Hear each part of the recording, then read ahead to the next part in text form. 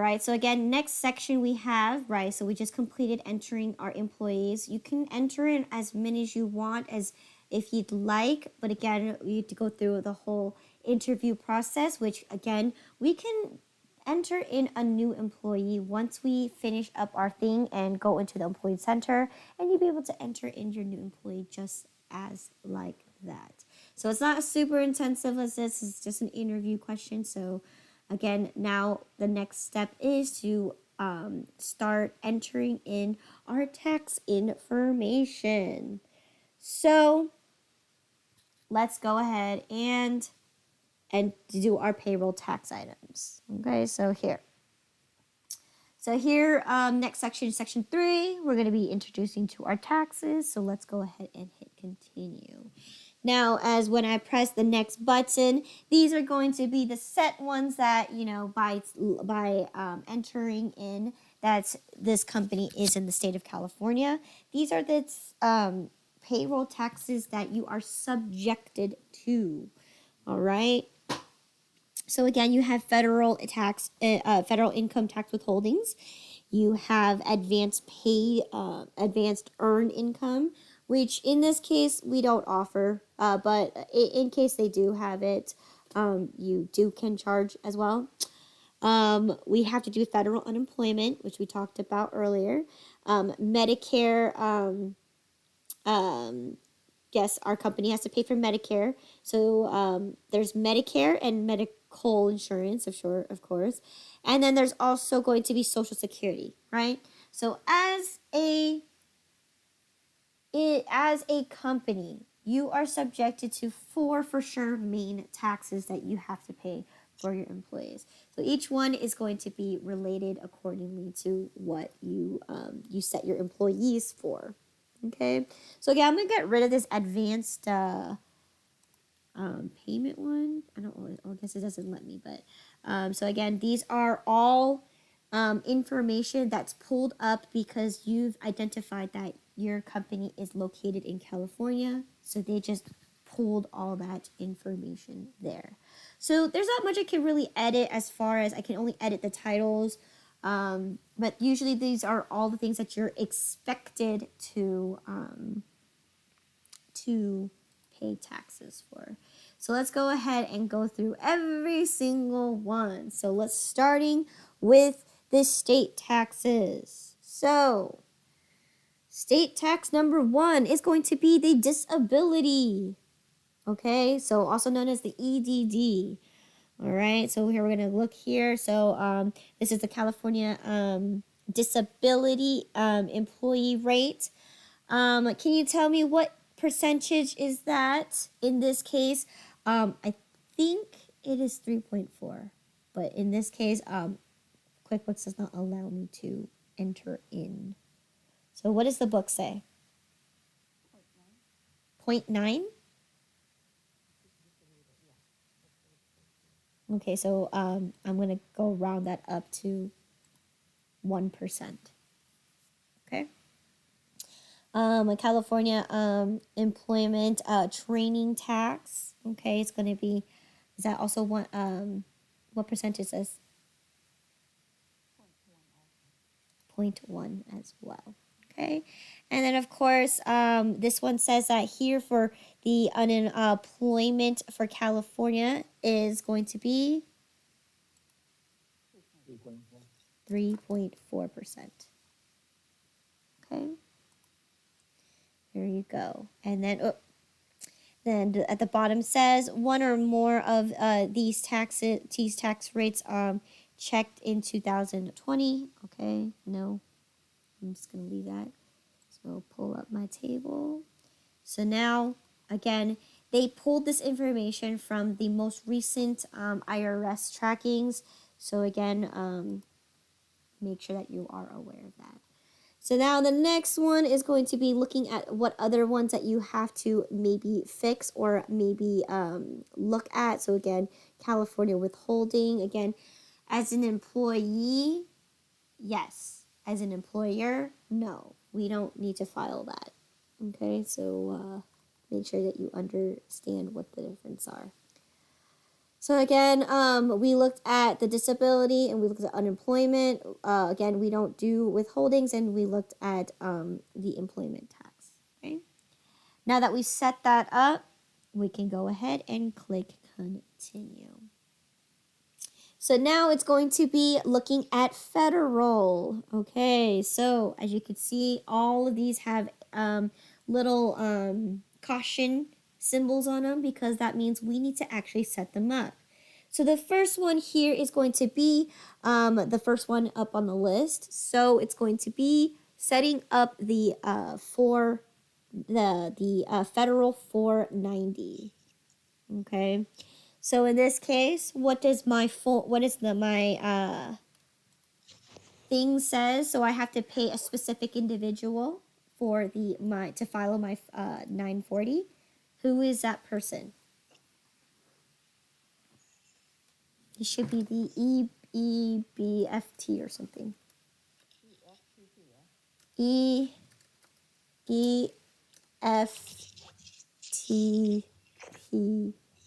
Okay, so in this one, your book describes that this is an agency that we've already preset. So again, another thing that you have to do is for these vendors, you should set them up beforehand before doing this. So setting up who's the agency that you're making payments to, especially when you're dealing with federal tax. So in this case, this is the federal tax one. And you also need to know which state or which agency do you pay your state taxes to. So yes, so make sure that you have those people available in your vendor center because you do need to make payments to them. Now here is going to be the option to how often you need to pay these agencies for having these employees. Now there are a couple rules to what you can do. I believe in QuickBooks it kind of gives you a little aspect or a little ground saying that you should generally make payments after your payroll period ends. So if you're a bi-weekly, so you pay every other week. So the other week that you don't pay your employees is going to be the week that you pay these guys. But and then again, it also depends on how many people are in your company and how much you owe. So again, if you're a really, really small company that only has 20 people or less, you can hold off and make payments every quarterly for this scenario. Okay, but in this case, I only have the option I do quarterly or monthly.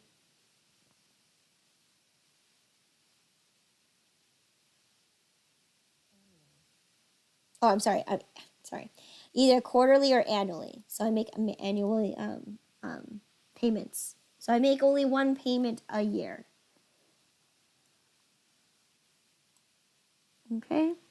And next. So the next one here is going to be looking at the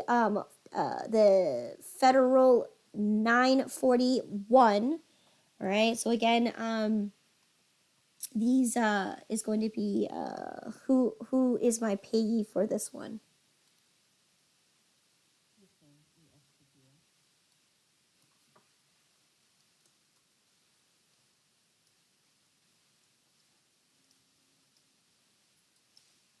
Okay, and how often are you going to pay them?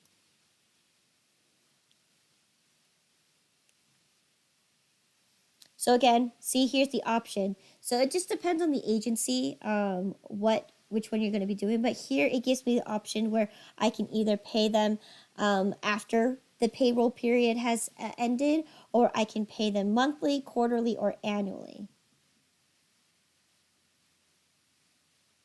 So what's the one that I selected here?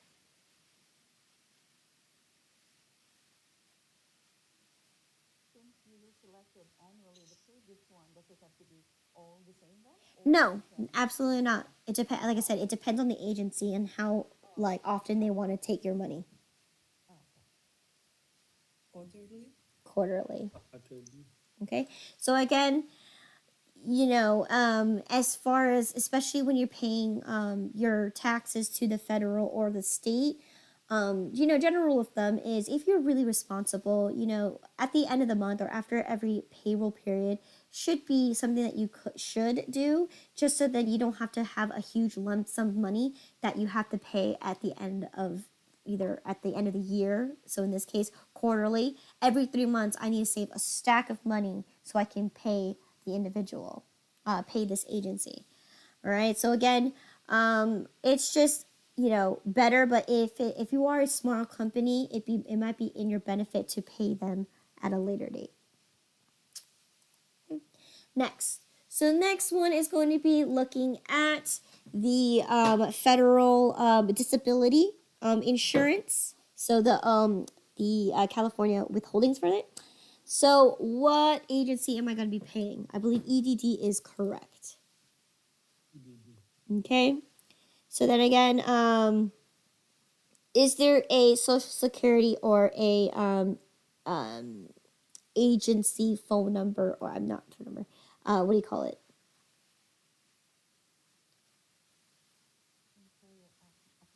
Yeah.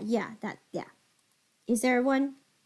1, 2, 3, 4, 5, 6, 7, 8. Okay. All right.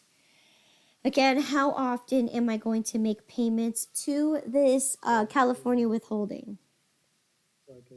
Quarterly. Shoot, I hit monthly. Quarterly. All right. Next. Okay. Last but not least, we're going to be looking at the payment for this one. So, what are we looking here? Okay. So, are we going to do it after the payroll? In this case, we do it. How often do you want to pay them? Or what is your schedule going to be looking like? You want to do after the payroll, weekly, or monthly?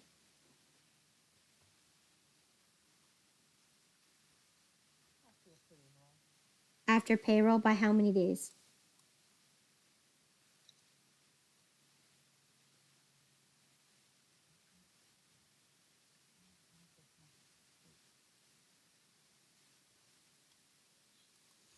What does the book says? What does the book say, guys?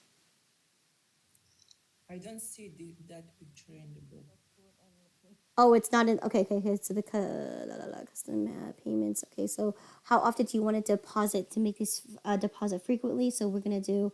So how often do you want to make your deposits for the withdrawals and the disability insurance? So again, because we selected that we're gonna pay them quarterly. So how often do you want to make these deposits? Meaning, how often are you going to do it? Like I said, general rule of thumb, you definitely want to calculate and make sure that you have it at the end of every given paycheck period, so you know how much money to take out and also save, so you can pay it. So I'm just going to go ahead and just say I'm going to play it safe and do it after every payroll. And how many days after my payroll? Let me see. I could do it on Wednesday. So payroll usually is paid on Fridays. So Saturday, Sunday, Monday, Tuesday, Wednesday. 5 days after the payroll period. All right. Next. Okay. So here's the last section here. We're going to be looking at the training tax here, the employment training tax. So California. Okay. So here, again, California's UI UI is unemployment insurance. Okay, so when we go into accounting, we will learn that because we live in the state of Nevada, we also have what's called the Nevada State Unemployment Insurance. It's not Unemployment Tax Act, so you may want to make sure that you check up on which state that you have to pay unemployment taxes to. So in this case, this is the California unemployment insurance. So which agency am I paying? EDD, okay. And again, do they have a account number? Yes, 1, 2, 3. Okay, so yeah, it's right from the same agency. And then how often do you want to pay? So in this case, you have to pay quarterly. So this one doesn't even give me the option because they've already pulled the information and said, well, we don't give you options. The only option you have is you have to pay every quarterly. All right, once I accept those terms, okay. So there you go. Now I've set up all of my state taxes and my federal up here as well. Okay, so this is dealing with unemployment. All right. And then we can go ahead and click continue. So now we successfully finished up completing the taxes. So now this is going to be where you set your year-to-date employees information. So for example, if you are using QuickBooks in the middle of a given period, a given accounting period, and you already have pre-existing employees, this is where you can fix and tally them up to what their taxes are owed from year to date. So again, if you've seen your paycheck, you have the columns, right, of how much tax you're going to be taxed for, and then there should be one extra column that says YTD, which is year to date of all the taxes that you've accumulated while working for that year. Okay.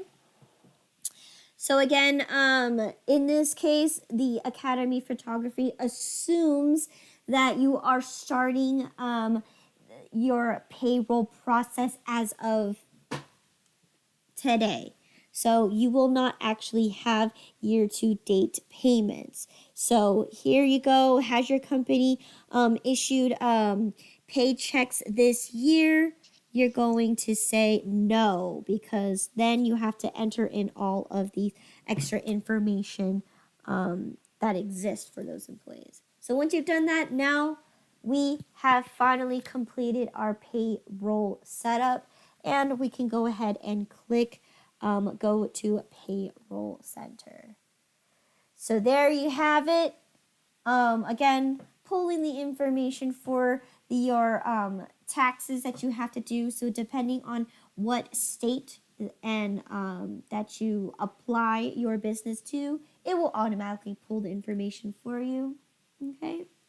So here we go. We are in the Employee Center. You can change Katie's information at any given time. Right here, it's just going to give you the list of all of the paychecks that you've written, as well as timesheets that she's entered. Okay. Tomorrow, when we get into actually using the payroll service, you're going to have an additional tab right here called payroll.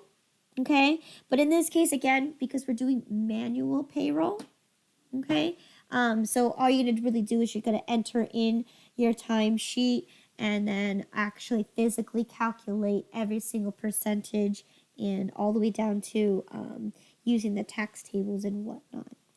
So again, when you're here, of course, you can enter in your new employees at any given time. So if I click this, I can enter in Mike Mazowski, and it's just identical to how we filled it out for our vendors and our customers. So this one's actually more easier to look at. It's more visually appealing, it's a form that you have to fill out versus the other one, which is asking a bunch of questions. So that's just the difference. If you prefer this method, then skip it and then come back and add it in there. All right, so again, we have the payroll set up. So all the items are here. So if I go to my list again and go to my payroll items list, okay? So if you guys remember from our very beginning, we only had the first top of them where there was about like 8 payroll items. So again, because we decided to create some more payroll items by including in stuff such as how I pay my employees, whether I pay them commission, salary, or wages based, okay?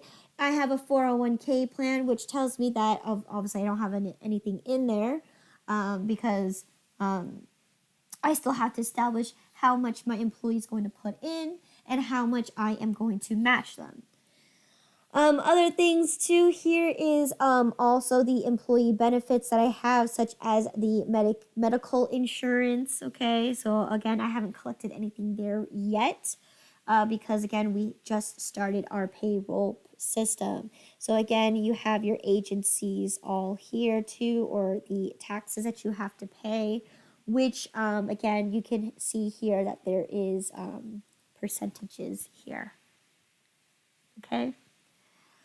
So, other than that, yes. Okay, so if for in case, like Lynette, when you asked me the question, let's say later down in the years, you're expanding your company and your company, has a lot more money and be able to pay for those benefits, then yes, all you have to do is just go and create a new item. Okay, a new payroll item. And it's going to look just like this window here. It's pretty much going to go through the setup of asking, well, what kind of item is this, etc., etc. Okay, so is it going to be something that you're, are you making another compensation? Are you doing another benefit or another deduction? Any additional things? So again, you're going to choose what category or what type your item is going to be. So in case you do have, all of a sudden you're like, I can pay for people to work on holidays nowadays, right? Especially if you're a photography company, holidays is the best day to take pictures. So definitely something you want to do there. Okay, and if you want to do that, then you just have to figure out which one it is. Okay, and yes. So again, if you can always create your items there. Now, of course, if you are going to do that, make sure that you have the appropriate accounts. So what QuickBooks recommends you to do is if you are planning to have multiple employees, you definitely want to make sure that you set up each 401k plan, you set it up with a separate account. Okay, because reason being is because it depends on what the 401k plan is, right? Maybe you offer your 401k plans to your salaries, you offer them 6%, but for your hourly full-time employees, you only offer them 4%. Things like that. Or other things too is like, what if the one that does salary does 100% or does $100 max, while my regular employee only claims $60. So again, especially for individualized 401k plans, you definitely want to set aside separate accounts for those individuals, okay? So then you can keep track of how much you're going to be paying for them for that particular thing. So again, you need an account for them and also a separate line item for them. Okay. So again, that's how you set up as well as finish up your your payroll setup. Okay. So any questions in regards to everything that we just looked at today through the setup, whether it's setting up your company stuff, whether it's setting up your employees or setting up the taxes. Any questions? How many employee can you put on setup for that one? How many maximum employee can you put in there? As many as you want. Oh, as long as I want. Yeah, as long as you can pay for them. That's the big one. That's the big one is like, can you afford to have employees? So you can have as many employees as you want. Again, the only thing is that if you are having special employees, so such as statutory employees. So let's say, for example, right, I need someone to deliver stuff to me, right? But they're just on my payroll. I pay them as a regular employee. I tell them what to do. I tell them how I want the task done, and I tell them exactly when to get it done. That's a statutory employee, meaning they work for you, but they're not a regular employee. They don't come into the office and clock in from 8 to 5. No, they're just based on when you need them. Then, yes, you can fill in as many as you want. Now, remember, your 1099 do not go in your employee center. They do not go here. They are just a mere expense to your company. You pay absolutely no benefits for them, nor do you have to pay any Social Security or Medicare, anything towards them. They do not get that. They're an independent contractor. They have to file taxes themselves at the end of the year. So again, make sure that your list of employees only consists of your common law and your statutory employees. So you can have as many employees as you want. So of course, Academy Photography, they're incorporated. Remember, we established them as an S corporation. So they can have as many as 50 to 1,000 employees. Okay, because they're that big of a company. And we got 2 locations. Maybe we need a store clerk for the San Jose location, and we need a store clerk for the Walnut Creek location. Maybe you need someone that does the purchasing section or the inventory manager. Maybe you need one for a sales representative, advertising. Whatever you find means into having an employee, you're going to put them here. Okay? All right? Any other questions? So is it a must, granted you set up all these things, is it a must to do it with Intuit or with the agency who's doing all those things? I mean, it's up to you.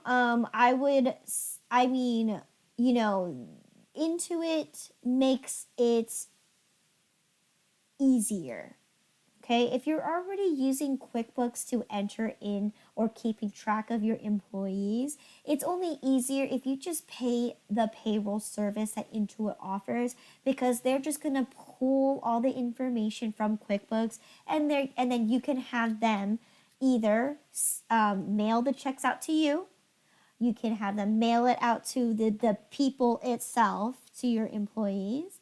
But again, number one thing is and we'll look at this tomorrow. If you have them mailed to your company and you want to make sure that those paychecks are accurate, right? You get the whole log of what all the pay stubs that everyone has done for you. So you get that log. You want to make sure you double check that, because the minute you give your employee that paycheck and they come up to you and say, hey, this check is wrong. I recorded a lot more hours. You miscalculate my payment. So what you're going to do is tomorrow we'll take a look at that. We can adjust a paycheck at any given time. So is it wise to use a separate payroll service? It might be cheaper to maybe outsource to another location, because again, Intuit, they can be very pricey. All right, especially with a monthly subscription. And of course, it depends on which one you're going to get, which subscription you're going to get, right? It also depends on how many benefits you have, as well as how many employees you have. So the more complicated and the more benefits and the more employees you have, obviously you're going to go for the more expensive full service type of payroll processing. And they calculate everything for you. Okay? So is it better? It depends on how you view it. It's easier if you use QuickBooks Intuit's payroll services, just because they can take it right away out of QuickBooks. But if you are going to be using a separate payroll system, you may have to send your books to them and they do it.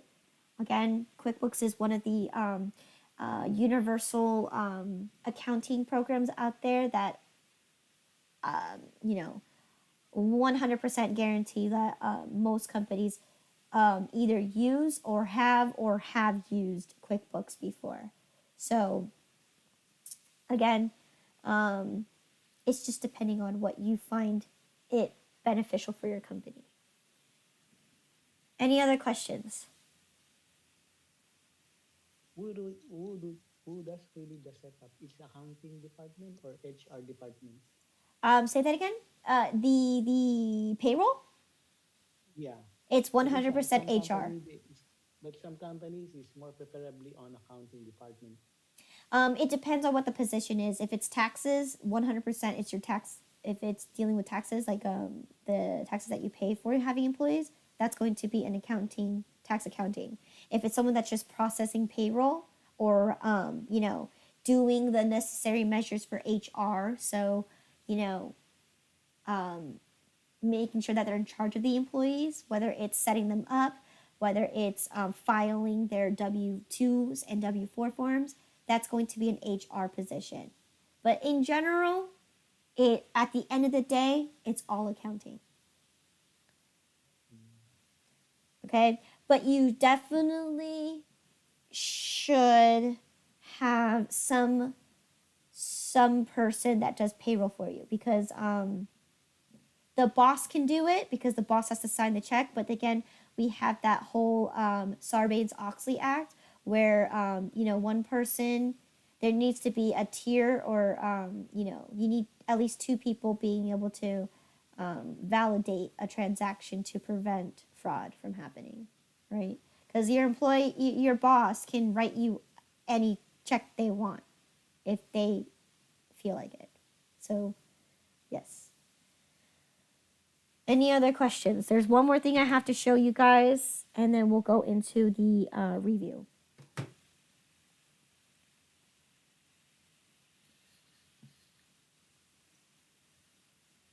Okay, so this does tie into obviously entering in as many as employees as you'd like, right? To save you some time, there are things that you can do to so then when you set up new employees, so obviously Katie Reynolds is already our example. So for anyone else that you place into QuickBooks, this actually cuts down a couple little forms for you because it presets it for you. So if I go to manage employees, you have the change employee defaults. Now, this little thing here is pretty much going to default it. So every time you enter in a new employee, it will automatically fill in that section for you so you can go ahead and process the employee a lot quicker. All right, so in this case, my first one is what about earnings? So again, I want to make sure if I default my people, the next person that I enter in, they're most likely going to be either an hourly person or a salary-based person. In this case, I'm going to leave that one blank just because you never know who the next person I'm going to be placing in here for. Definitely something you want to also do is what about the payroll? How it like payroll frequency. Okay, so here is bi-weekly. You can change this, right, to whatever you want to do. For me, generally speaking, it's just easier if everyone is on the same kind of payroll system or payroll period. But oftentimes for your hourly or wage people, you typically would have them as bi-weekly, and your salaries would be, 2 paychecks per month on the 15th and the 30th of every month.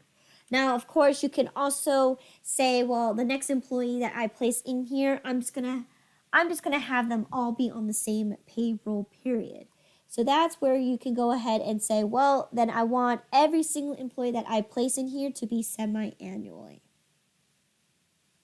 Okay? And then classes, do they belong to a specific class? So do they belong to, for every employee that I assign, are they all going to be San Jose or are they all going to be Walnut Creek? In this case, it just depends. So I'm not going to fill that in. All right.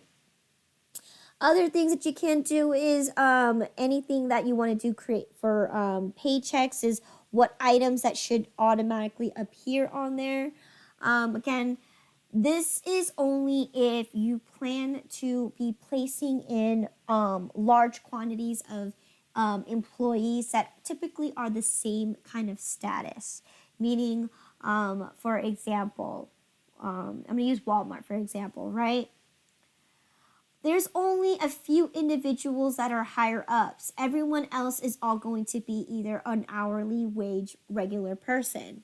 So typically, most of my employees that I list in here are going to be reflecting as hourly wage person. And then I can modify, of course. If you make a default, you can always override it. Okay? But in this case, I'm just going to actually just leave all these blank because, again, I don't know what Academy Photography is going to really truly want in regards to their customers, or I'm sorry, in regards to the employees. But go ahead and tell me what the table says so then I can go ahead and fill that in. It should be at the very bottom of right after setting up your employees. So we're going to be listing out the 401 deductions. Okay, what else? Okay, and then what else? Okay, so that means I want to tack on all of these on every single individual's person's paycheck because I'm going to allow all my full-time employees as well as my salary wage people, I want them to all have 401k plans. So again, this is something that is going to be entered in for all employees. Okay, and then what did you say, medical?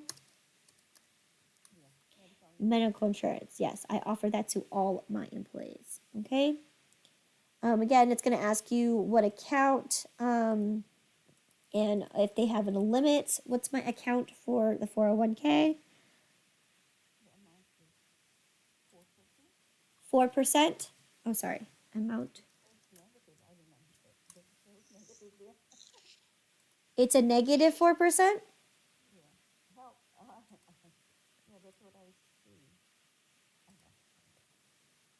Okay, because these are deductions to a paycheck. Yes. Okay. So negative 4%. Oh wait, this is for the matching, right? Oh, the matches. I'm sorry.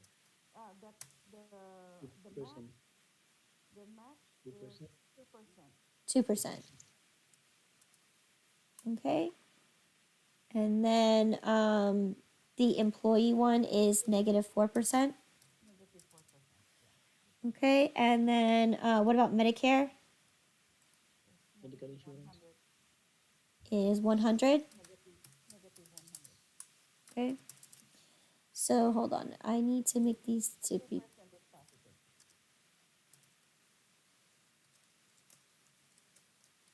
okay. And this is negative 4%. Okay. And then limits.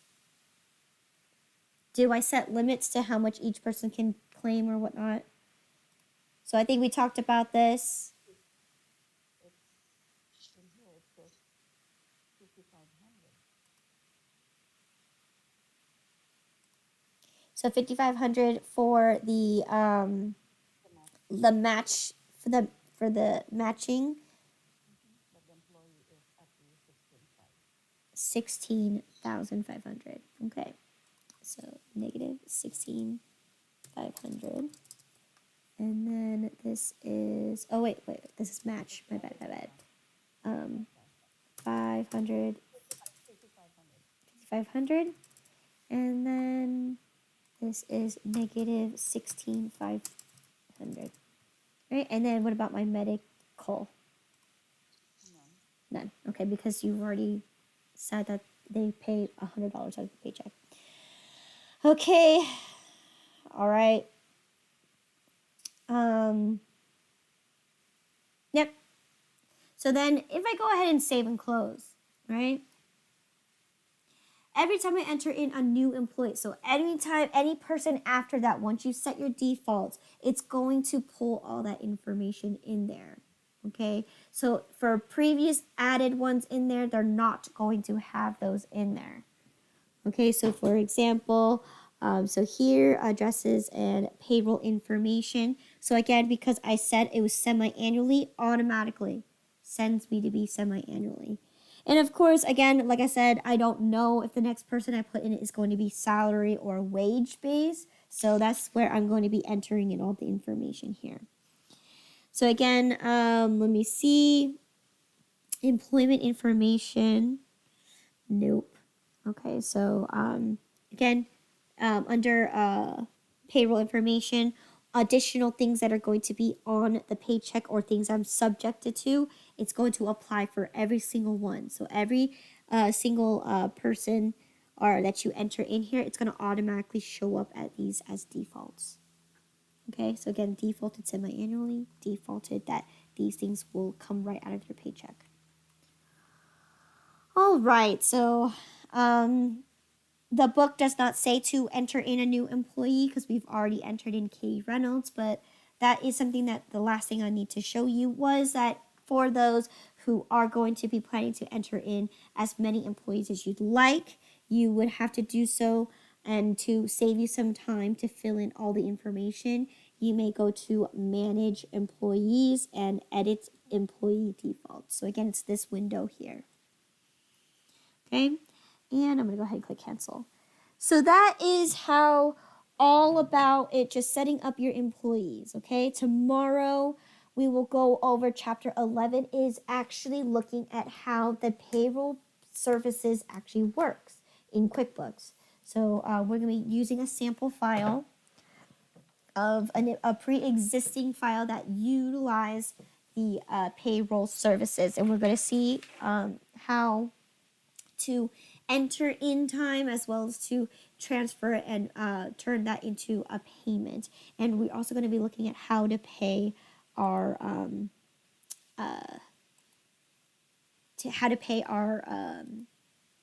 taxes. Okay, those vendors that we have to set up to pay for the federal and the state. Okay. So here we are on page 316. So let's go ahead and go over the review questions. So number 1, select a best answer. Okay, at the an easy and convenient way to process payroll in QuickBooks for employees on different schedules would be. So I didn't talk about this. This is one thing I forgot to talk about. So go ahead and what answer did you guys choose?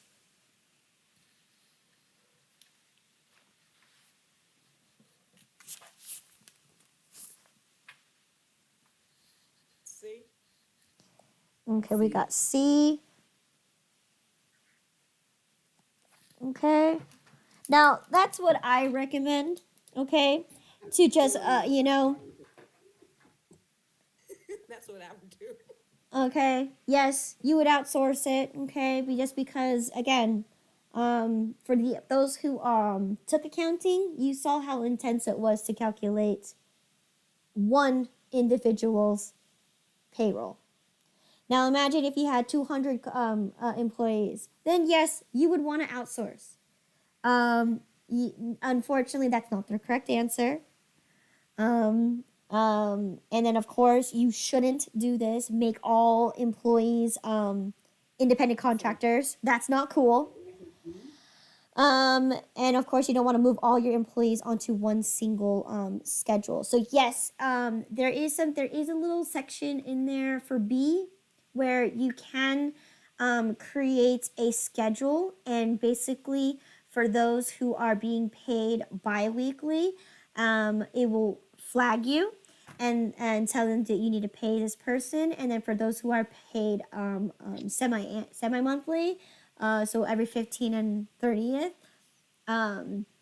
yes, you can schedule them using the scheduler. Okay, the payroll scheduler. And we'll take a look at that tomorrow, actually. That's why I didn't talk about it, because tomorrow we get to take a look at that. So, yes, you don't need to put everyone on the same schedule. It's just easier if you could do that, just because of that way you can file your taxes properly, and don't have to be like, okay, my employees are these and then us is these. They're all going to be under the same they're all going to be different cases. So B is the correct answer. You would just utilize the scheduler option. Okay. B as in boy. Okay. Okay, and that's part of your reading. So Yeah, it's yeah, yeah. it's That's the first one that I mentioned here. A B a while ago, but everyone says C, so. okay. Well, yeah. Typically, I would outsource, but in reality, or in according to QuickBooks, the answer is B. All right, number 2. Which of the following payroll periods is not an option in QuickBooks?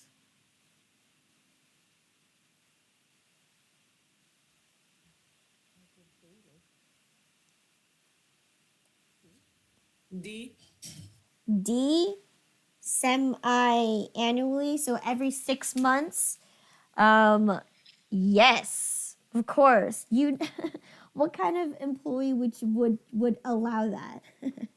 What kind of employee would want to get paid every 6 months? Okay, lawyers are different situations. Anybody that's you know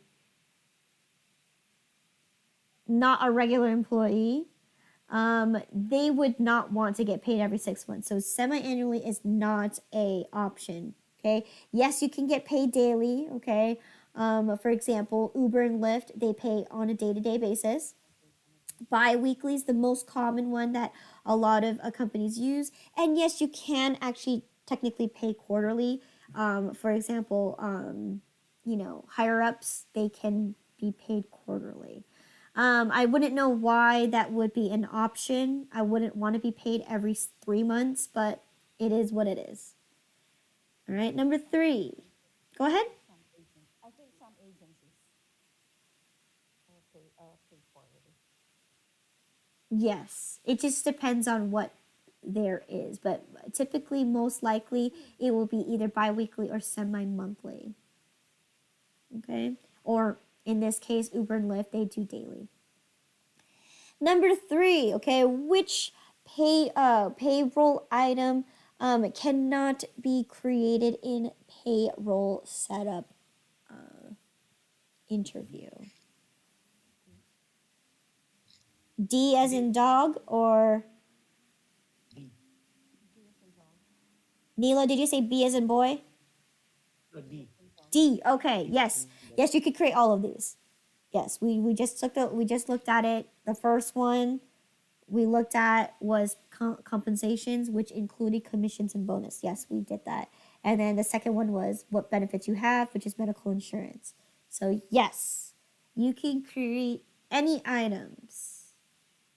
All right. Number 4, which is not an option when setting the account. Sorry, the accrual period for sick and vacation pay. So we actually didn't actually go to look at the options here. So go ahead and take your guess. Which one is not an option?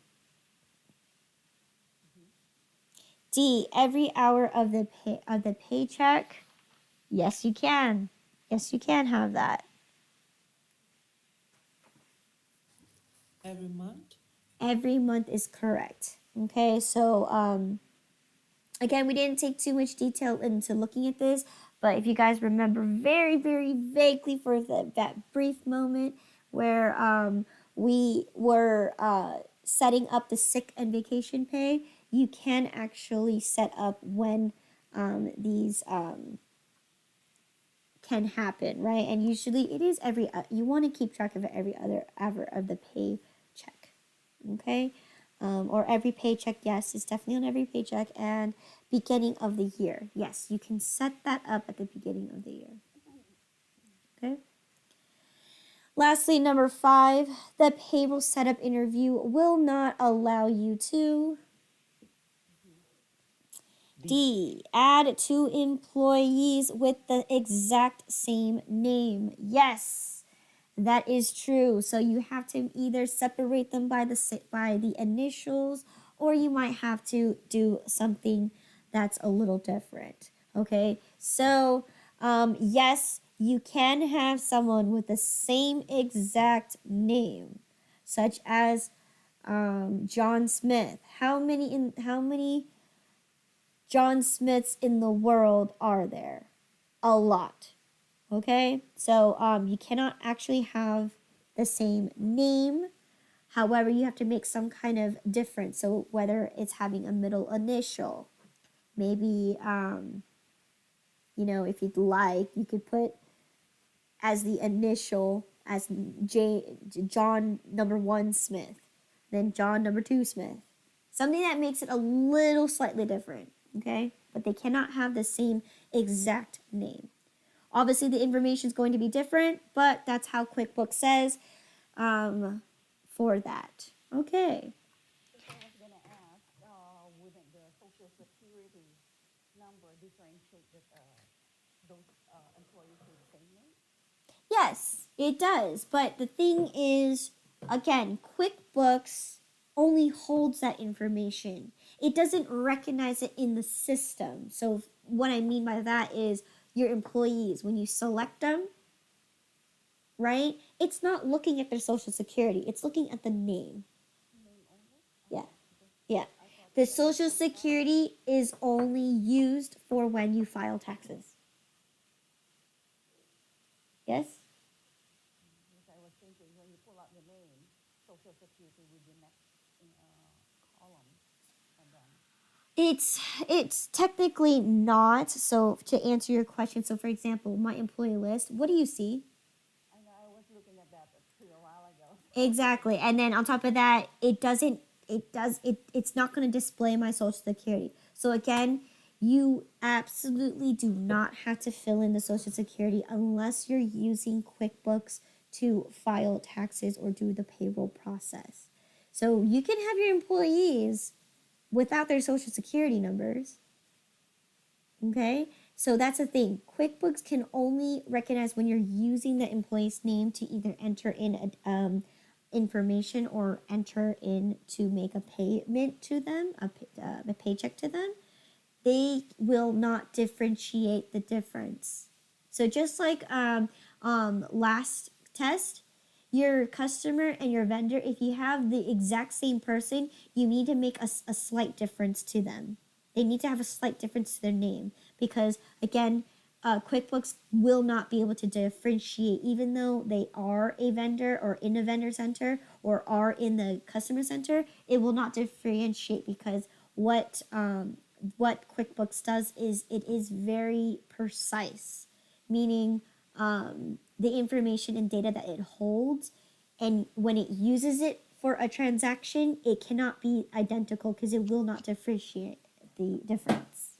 Okay, so again, the more information you add in here, you're only adding information. You're not using the Social Security for any purposes except for filing taxes. Okay, so that's one thing, that when you use a transaction, you're using their name, not their social security. Okay, any other questions? All right, if not, you guys are free to go. So again, please read chapter 11. We're going to be looking at how to use the payroll service system from Intuit and see how easy and quick it is to process the payroll and to write a check out. Okay, all right. Okay, I'll see you guys tomorrow.